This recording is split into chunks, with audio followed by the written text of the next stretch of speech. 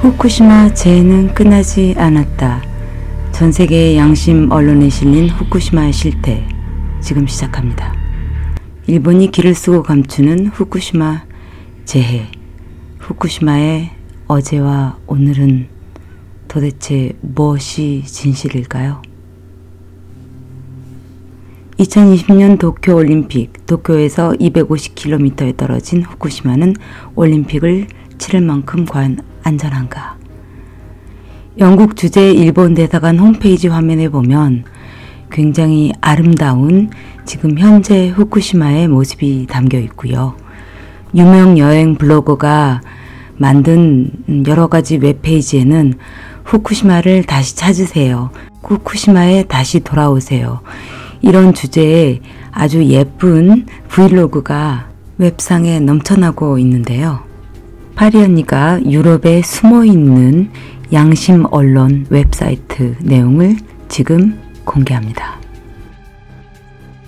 후쿠시마 재난 이후 사망과 질병 수치. 2019년 2월 13일 후쿠시마 지역의 최신 자료에 따르면 후쿠시마 재해로 인한 직접적인 사망자 수는 1605명과 실종자 2명으로 발표됐다. 또한 재난 후 건강 상태가 악화되거나 자살로 인해 2267명의 간접적인 사망자가 발생했다.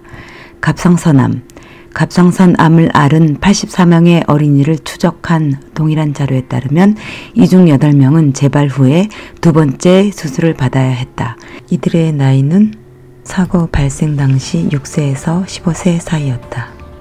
많은 이들이 재발된 암의 정확한 수치를 원하고 있다. 재해 비용. 공식 수치는 2016년 12월에 21.5조 엔, 약 1750억 유로로 상향 수정되었으며 이후 변경되지 않았다. 이 금액에는 손상된 발전소 해체로 인한 폐기물 저장 비용과 재해 마을의 소위 다시 살기 힘든 구역에서 생산된 비오염지구를 만드는 데 들었던 비용은 포함되지 않다. 2017년 일본 경제연구센터는 원자력 재해 비용이 정부 추정치의 3배인 50에서 70조 엔으로 추정했다. 2019년에 일본 경제연구센터는 이 금액을 재검토한 결과 80조 엔을 초과할 것으로 추정하고 있다. 비용의 증가는 주로 오염된 물 때문이다. 희석 후 오염된 물을 단순히 바다에 버린다면 총 비용이 41조 엔으로 줄어들 수 있다. 손상된 원자로를 해체하지 않고 체르노빌에서처럼 석관 아래에 보관을 한다면 총 비용은 35조 엔으로 낮아질 수 있다.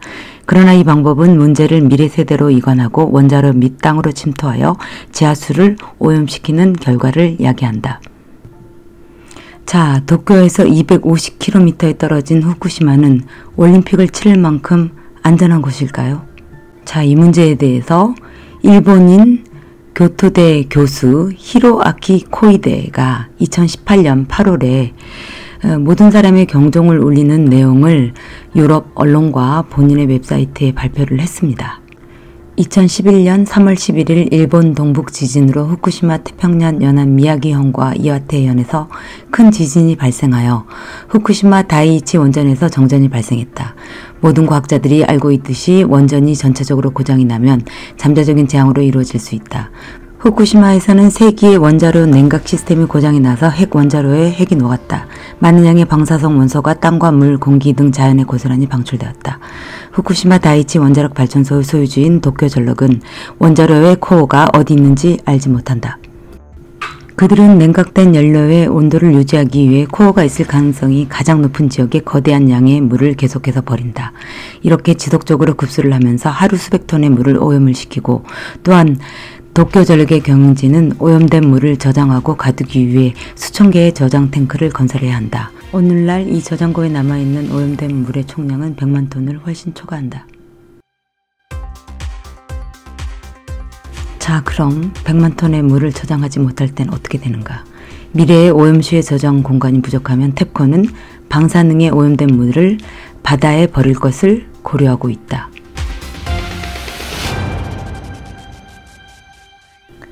방사능에 오염된 원자로의 코어를 안전한 장소로 옮기는 것이 최선의 방법이지만 도쿄전력은 이 원자로의 방사능 진액이 어디에 있는지 파악할 능력이 없으며 이 진액의 정확한 상태도 알지 못하는 상황이다.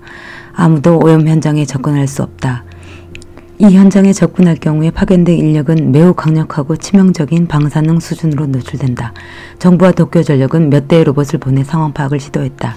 방사능은 로봇의 직접 회로와 충돌할 정도로 매우 강력하다. 그들이 현장으로 보낸 모든 로봇 중 단 한 대도 다시 돌아오지 않았다. 2017년 1월 말 도쿄전력은 장내시문과 비슷한 형태의 원격 제어 카메라를 원자로 바닥 지지대 내부에 설치하는 데 성공하였다. 이 결과로 원자로 중심부가 금속 구조물에 큰 구멍을 내 방사능이 새고 있다는 것을 발견했다. 인간에 대한 최대 허용 한계가 시간당 8시버트인 방사능이 시간당 20시버트나 되는 방사능이 측정이 되었다. 참고로 인간에 대한 최대 허용 한계가 시간당 8시버트이다. 반응기 근방에서는 530시버트에서 최대 650시버트까지 수치가 증가하였다.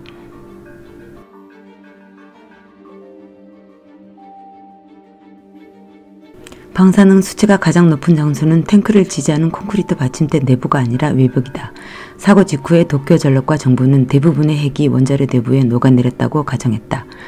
도쿄전력과 정부는 원자로의 핵이 원자로 받침대 내부에 공 모양으로 남아있을 것이라고 생각을 했다.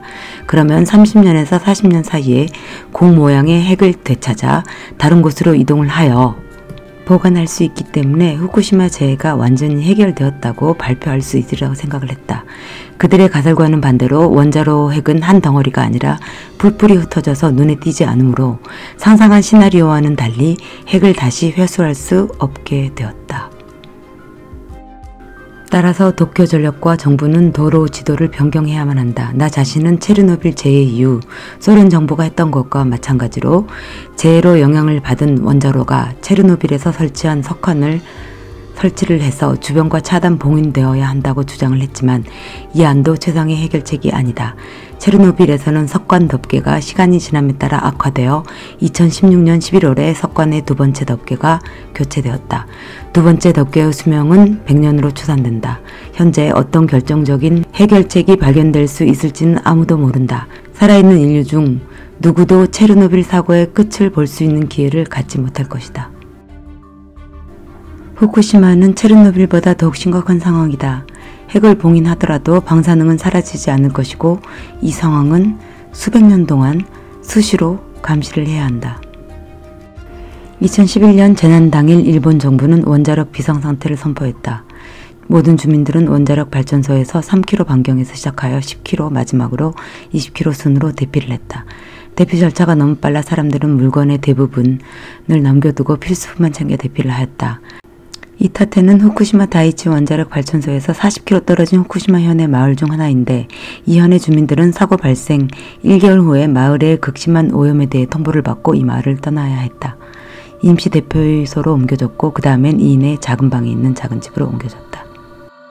사건이 전개됨에 따라 그들은 자신들이 이전 공동체로부터 고립되어 있음을 발견하였다. 가족은 각기 따로 살아야 했다.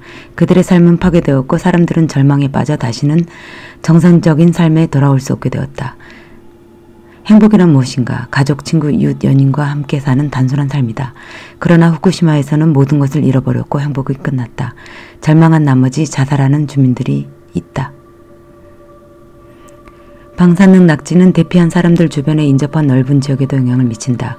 이를 통제된 방사능 지역이라고 한다. 출입을 허가받은 요원, 전문가 및 핵 엔지니어를 제외하고는 접근이 엄격히 금지되는 제한구역이다. 아무도 그 지역 안에서 술을 마시고 먹고 자는 것은 허용되지 않는다. 화장실도 없다. 그러나 일본 정부는 관련 법규를 무시한 채 수백만 주민들이 통제 지역과 동일한 특성을 지닌 위험한 지역에 거주하도록 했다. 일본 정부는 비상사태라면서 법규를 어긴 것을 정당화했다. 이 주민들 중에는 영유아가 있으며 통제구역으로 오염된 곳에서 살도록 강요당하고 매일 건강에 유해한 환경에 노출되어 있다. 후쿠시마에 남겨진 사람들은 7년이 지났지만 매일 고통받고 있으며 앞으로도 이렇게 살아야 한다. 2017년 3월부터 일본 정부는 후쿠시마에서 방사능 수준이 연간 20mSv 미만인 지역 출신자에게 다시 정착을 유도하는 정책을 폈고 이들에게는 재정착 지원 수당 지급은 중단이 되었다. 후쿠시마 거주자들은 아마도 정부의 희망에 따라 후쿠시마가 남은 삶을 살아가기 위험한 곳이라는 사실을 잊을 것이다. 두려움과 불안 속에 그들은 방사능을 잊어버릴 것이다. 원전 입장에서는 다행스럽게도 희생자들에겐 불행하게도 방사능은 눈에 보이지 않기 때문이다. 여기서 중요한 사실이 있다. 방사능약의 법적 한계치를 연 1mSv에서 20mSv로 수정했다는 것이다. 이전의 핵 방사능 전문가나 과학자들에게는 연 20mSv가 최대치이며 보통 이것은 민간인에게는 적용되지 않는 수치이다. 분명히 정부는 적극적으로 후쿠시마 재앙을 잊어버리도록 격려하고 있으며 언론도 이에 동조를 하고 있다. 후쿠시마의 실제 상황을 노출할 수는 없다. 대부분의 일본인들은 후쿠시마가 여전히 원자력 비상사태에 처해 있다는 것을 모른다. 환경과 건강에 가장 해로운 요소는 세슘 137이다. 그 양을 절반으로 줄이는데 30년이 걸리고 100년 후에도 이 양의 10%가 남아있다. 100년 후에도 방사성 핵물질은 물, 공기, 토양, 식품을 계속하여 오염시킬 것이다. 나는 일본 정부가 후쿠시마의 원자력 비상사태를 해결하기 위해 최선을 다해 후쿠시마 주민들, 적어도 어린이는 보호해야 한다고 생각한다. 그러나 일본 정부는 2020년 도쿄올림픽의 성공이 최우선 목표라고 생각을 한다. 언론 매체들은 2020년 올림픽 개최에 반대하는 사람들을 나쁜 시민으로 만드는 올림픽 열병을 위해 최선을 다하고 있다. 2차 세계대전 중 언론 매체는 매우 긍정적인 뉴스만을 발표를 했고 일본인들은 정부에 협조를 하였다. 일본이 무고한 시민을 구하는 것보다 2020년 도쿄올림픽의 성공이 더 중요하다고 생각한다면 나는 나쁜 시민이 되는 것을 선호한다. 히로아키 코이데 전 교토대 교수. 자, 역사상 가장 비싼 올림픽이 될 거라고 하는 도쿄 2020년 올림픽. 성화 출발지가 후쿠시마로 결정이 되었고요. 또 메달도 후쿠시마 지역의 물과 원료로 제작을 한 거라고 합니다. 이 메달을 전 세계 젊은이들이 입에 넣고 입맞춤하는 세레모니를 할 생각을 하니까 공포감이 밀려오는데요. 가장 걱정되는 것은 음식입니다. 아베가 후쿠시마 지역에 생선을 먹고 있는 장면을 홍보성으로 많이 뿌렸는데 후쿠시마의 돌연변이 음식물이라는 그 웹 기사가 있습니다. 이 링크를 그 화면에다가 걸어 드릴 텐데요. 보시면은 알다시피 이렇게 이 먹거리가 전부 다 이렇게 괴이하게 변형이 되어 있는 모습을 확인을 할 수가 있습니다. 자, 이 중에서 추려서 올림픽 손님들에게 제공을 하겠다는 심사인데 참 걱정이 많이 됩니다. 긴 영상 봐주셔서 감사드리고요. 의견을 댓글로 남겨주세요. 전문 용어라서 번역이 힘들었고 완벽하지 않을 수가 있습니다. 원문 링크는 하단 설명란에 걸어 놓겠습니다.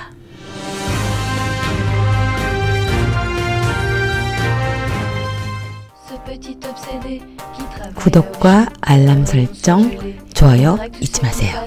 파리 언니, 다음에 더 좋은 영상으로 찾아뵙겠습니다. 안녕. Il s'affichait d'Ama avec son petit ciré. Il est vraiment ringard et joue les dons.